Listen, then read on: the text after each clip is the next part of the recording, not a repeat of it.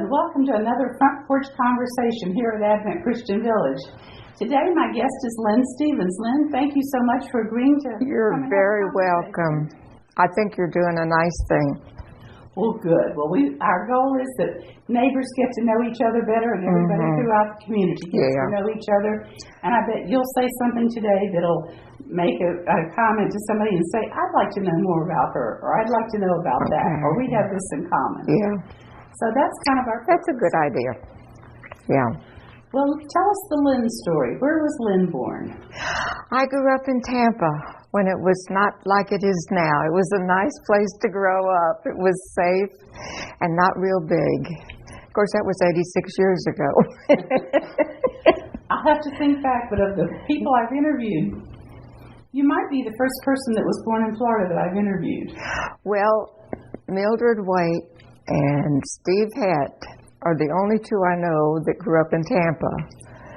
They went to different schools, both of them did. He went to Hillsborough, and she went to Jefferson, and I went to Plant. So, didn't know them back then. And the thing I learned about them the other day was they grew up at Jean's Snyder. Yeah. And went to church there. Were you a part of that? She did, right.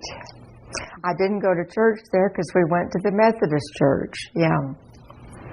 And because my great-grandparents were Methodist missionaries, so we had to go to the Methodist church. That's understandable. That's a good reason, yeah. But it is interesting how many connections people have here. I know. But there are very few Floridians in Advent Christian Village. But I'm one of them as well. You are. Thank you. So tell us about your growing up years in Tampa. It was a very safe place. Mother could send us to the bus, which was 2 blocks away. We could go on the bus down to the pool and come back, or we could go on the bus downtown to a movie, and it was safe.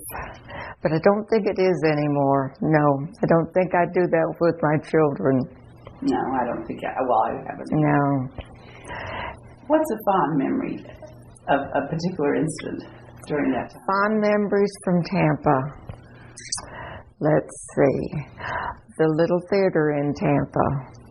And when I was in high school, my grandfather, who lived in Tampa also, insisted that I sign up for a theater thing that they did every summer. It was a musical thing.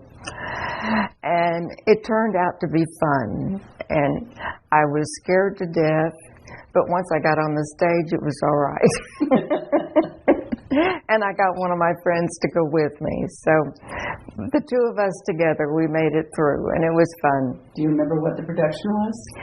It was a musical extravaganza thing, and different things all along.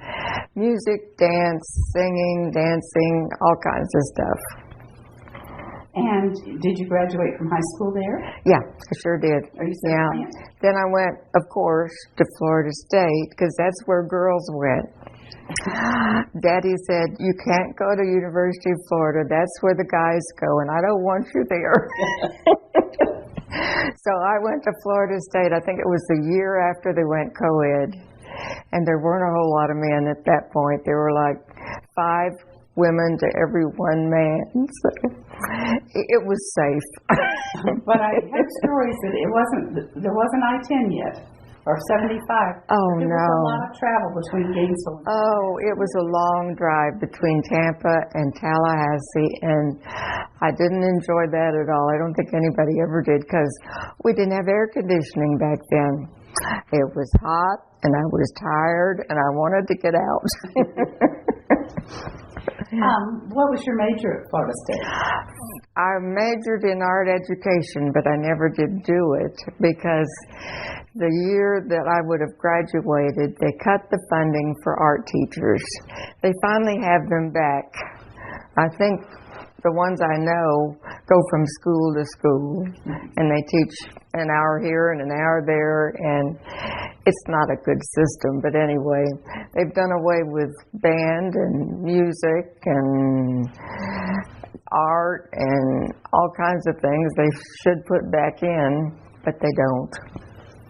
Well, I know art has been a big part of your life. Yeah, it has. When did you first know that you wanted to be an artist?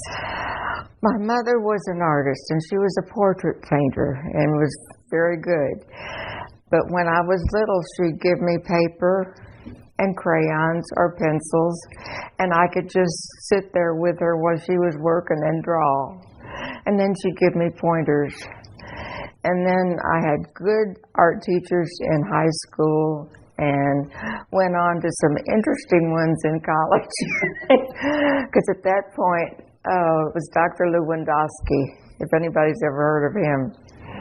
He was into abstract, and we had to do abstract. And I took these things home after one semester, showed them to my dad, and he said, "Is this what I paid all that money for?" I said, "That's it, Daddy. That's what they teach me, and that's what I got to do to get a grade."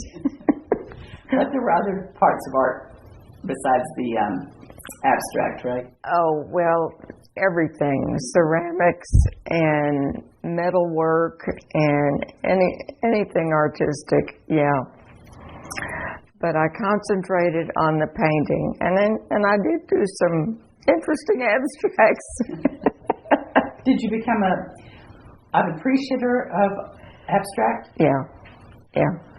There's more to it than it appears on the canvas. And you just kind of have to relax and take it in and mull it over and let it sit for a minute. And then you realize there's more than just paint on canvas. Random looking paint, perhaps. Yeah. There is. What happened after college? Well, I didn't teach because I'm a terrible disciplinarian. In my internship, I just couldn't control the class. So what I did was I got a job as a secretary and what do they call them? Administrative assistants now. And that was making more money than teachers anyway, so that worked out. Then I met this guy. Oh, the guy that made all the difference, yeah. Could you tell us about him? Well, he was a chemical engineer, went to Georgia Tech. He was a rambling wreck from Georgia Tech. And it ended up being a rocket scientist at Cape Canaveral. So we moved there in '57, right at the beginning. And the week before we moved there, the Polaris missile landed in the Banana River, and that's where we lived, on the Banana River. So with two little girls at that point, I just said, "Oh, Lord, protect us." There were a lot of failures in the beginning, and not all of them ended up in the river. Some of them ended up in the ocean, but it was research and development, and that's what you expect when you're in research and development. It was not uncommon to have failures, so that's good. I need some water. Well, while you're doing that, I often think about Thomas Edison. He didn't give up with all of his failures. Really? He had many, many, many. That's right.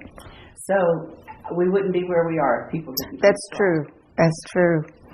And they're still testing, really, because they still have failures, unfortunately.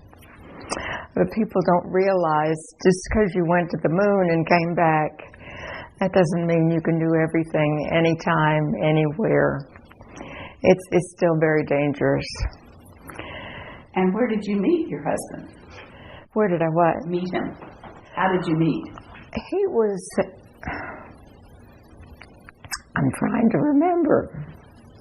I think I was walking to the restaurant for lunch, and he had seen me before somewhere, and he stopped his car and he said, "Can I give you a ride?" And I said, "Well, I'm just going 2 more blocks." And he said, "If you're going to lunch, I'll take you." So he took me, and we sat there and talked for 2 hours. And I thought, well, I probably lost my job. But I didn't. And he called me that evening and wanted a date, and that was it. That was the end. And I came home from the date. My mother looked at me and said, "You're in love, aren't you?" And I said, "I think I am." It was kind of fast. I didn't even stop to think about it. I just thought, well, yeah, I love him. Yeah. And by then I knew him pretty well. I did. So. And where were you married? We were married in Lakeland, Florida, which is where my dad had moved because he opened a restaurant. And by the Methodist Church, of course. But then we moved to Cocoa Beach, and that's where we spent the next 15 years. And then he had a heart attack, which is kind of common for people that work for NASA. I worked there for a while. Brevard County, where Cape Canaveral is, had the highest divorce rate and the highest alcoholism rate in the whole country. And the reason was the guys would go off to work and work 15, 20 hours a day, and the wives didn't know what they were doing. So I got a job out there, and I found out what they were doing and got my secret clearance, and we could talk about what he was doing, which was good. Mm-hmm. I think it saved our marriage because it was not easy. Obviously, when you end up having a heart attack, you know it's not easy. But then NASA retired him because his heart never came back fully. And then he decided he wanted to go in the ministry. Okay. At that point, all I was thinking was, whatever you say, we'll do it. And so he went to Emory, to Candler School of Theology, and I edited his classes, and boy, they were funny classes. What they teach ministers, I don't understand why, but anyway, we got through. We managed. And then we came back, and we were sitting at home one day, and he said, "You know, we could live anywhere we wanted to live. We don't have to stay here. Where do you want to live?" Well, this was August. Where do you want to live? Of course, up in the Blue Ridge Mountains, which is where I'd like to be right now. Exactly, me too. Yeah. And, you know, we had gone up there every summer for years, and I've never been up there in the winter, though. So we moved. We moved lock, stock, and barrel up to Linville, North Carolina. And it was interesting because he thought he would be helping the Methodist Church. But they put 7 churches together, and you'd preach every 7th Sunday. And it was just weird. And that didn't work. And then we had a friend in the Presbyterian church, and he said, "Well, we're looking for a pastor." And he said, "Well, I can help. I can come preach on Sundays." So he did. And then they wanted him to stay. And then they wanted him to stay longer. So we were there 7 years as Presbyterians or Methodians or whatever. And it was good. It was a good time. And then we realized we were getting old and we better come home. Because you can't shovel snow when you get older. And you just can't cope with the weather as well. So we came back to Florida. And then our daughter said, "Why don't you check out Dowling Park? I think they've got a retirement community there." And I said, "Honey, I never heard of Dowling Park." And I never heard of a retirement community there. Well, she had gone to Trace Diaz, and she knew about it by that means. As a matter of fact, she and her husband were in the first Trace Diaz that they ever had. So, from Tallahassee. Why don't you tell our viewers a little bit about Trace Diaz, can you? Trace Diaz is 3 days secluded with other Christians where you don't have to think about what time it is or where it is or how it is. They just take you through the weekend and you pray and you listen to people's testimonies and witnesses and you talk together as a community. And it's just a beautiful weekend. That's all I can say. Well, I'll add a couple of things to that. It happens here at the Camp Swanee, but there are other similar organizations. Oh, yeah. There's, what is it? Road to Emmaus. Which is the Methodist. And what is the Episcopal? Crucio. Crucio. Which right. In Spanish is short. Right. So it's a good thing. It's a very good thing. And unfortunately, my husband had already passed away, so he didn't get to go. But anyway, I got to go. Now, you said, I've never heard of Dowling Park. Never did. How did you get here? We were staying in Lake City, trying to decide where we wanted to spend the rest of our life. And don't ask me why Lake City. It's just because we knew Lake City. And we could have stayed in Tallahassee, but we didn't want to be close to our kids. Both of my daughters are in Tallahassee and their families.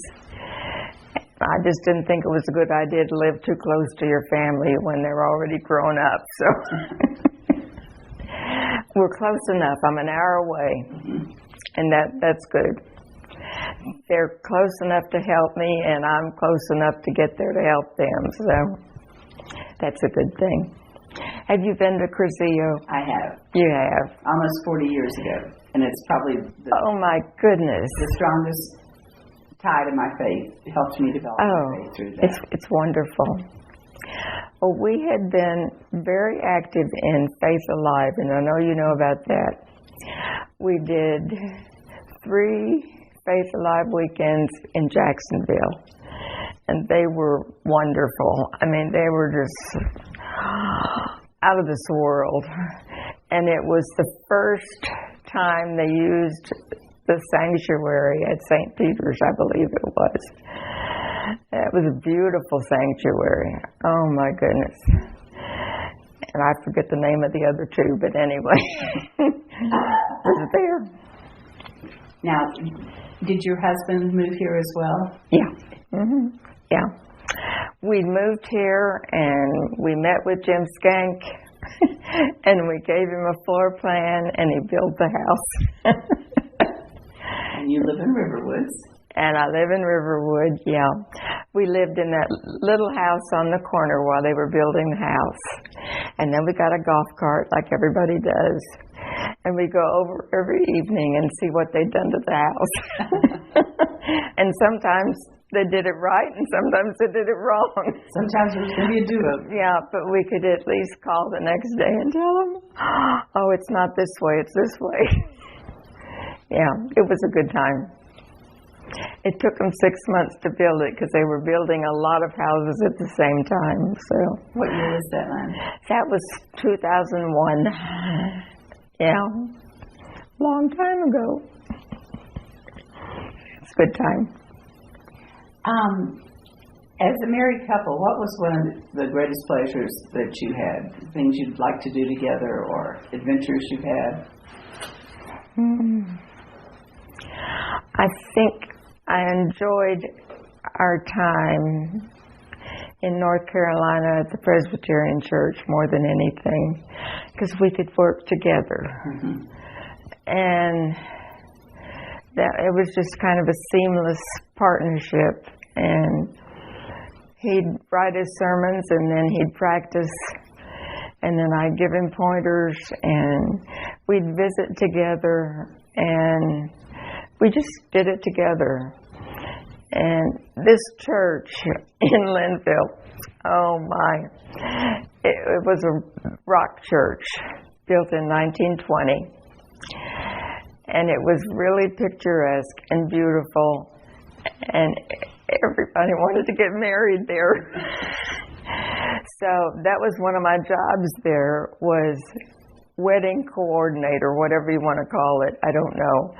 I had to meet with the group for the bride and the groom and all the attendants and take them through what they had to do and what they couldn't do and everything like that. So that was fun. Yeah. I bet it was. It was. Saw a lot of weddings. By then your daughters were grown? They were what? Were your daughters living in Linville, or had they already moved? They were in Tallahassee, yeah. So we go back and forth, yeah. And then at one point, daughter number 1 got married. Sandy got married. And she got married in Orlando, so we came to Orlando, and then we went back. And then we had grandchildren, but they wanted to come up and go skiing. So that worked out fine, because they would come up in January and go skiing, and we'd see them at least once a year. So, but now they're all scattered. But I know there's now a new chapter in your life with grandchildren. This is a new chapter, yeah. And you have to adjust. And adjusting to not being able to do the things you used to do is hard. Don't let anybody kid you. It is not easy. I think old age is not for the young. They couldn't do it. Well, I think we gain a lot in our experiences that help us. Yeah. And watch other people and their experiences. Yeah. Other people is interesting, yeah. Well then, I've known you, which is now almost 13 years. Uh-huh. I know you have been very busy with the arts. So will you talk to our viewers about that? At the art workshops? Mm-hmm. Well, it's because you hounded me. She hounded me, you all, to do something with that building. She'd call me and say, Lynn, don't you think you could do something with that building? Start a class or something? And let me think about it. Well, I thought about it as long as I could. And then I went over there. You gave me a key, and I went in, and it was such a mess. I thought, I don't think I could do anything with this unless I cleaned it out. So I cleaned it out. And cleaned it. There were bugs, there were cobwebs. It had been the place where the rustic shop people would make things to sell in the rustic shop, and they made jewelry and knickknacks and I don't know what all. But anyway, I cleaned it up. Put an ad in the FNN saying anybody who's interested in art, come to the Chris Building, and they didn't know what the Chris Building was back then, on Thursday at 9 o'clock, and we'll see what we can do. And we did, and that's how it started. It was real simple. But a lot of people have had a lot of enjoyment and a lot of success. I think they did, yes. And then I decided to do homeschool children. And the mothers would bring them over, and we'd meet in the other room from the adults. And we did that for a while. And then I think it was Randy Lamb's two little girls. They were little by then. And I'd pick them up at the bus. That was it. Yeah. And take them over and do that in the afternoon.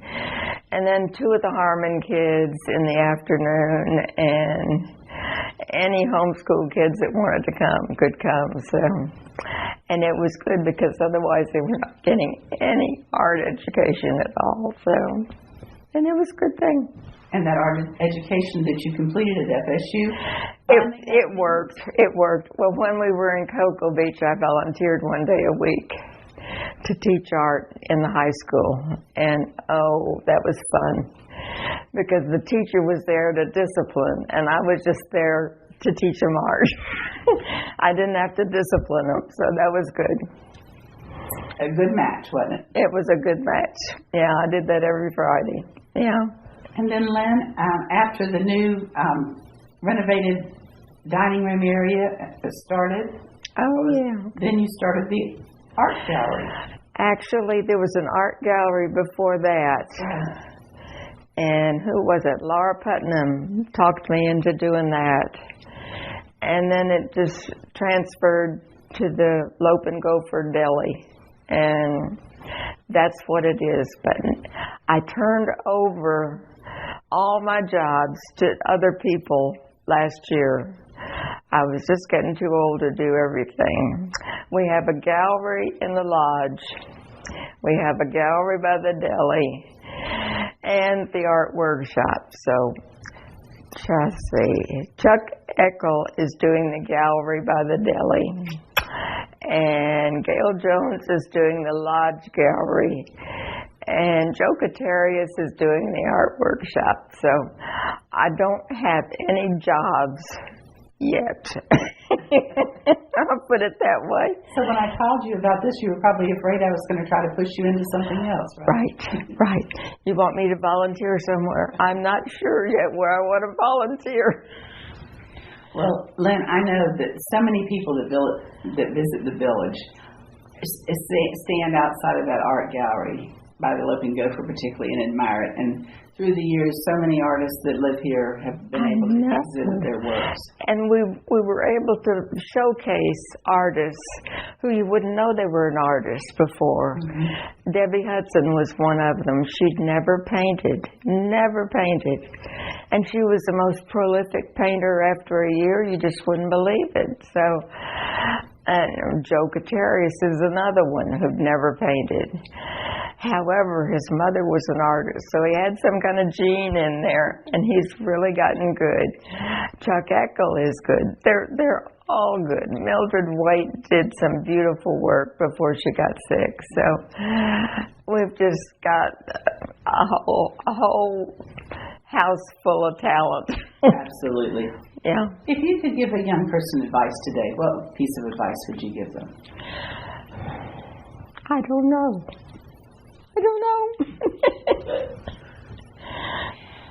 Well, I think maybe one would be to explore their creative side, because you've encouraged a lot of people to do that here. I guess, yeah. And I think anybody can learn anything if you just want to, and you have to practice. If you don't practice, you don't learn anything.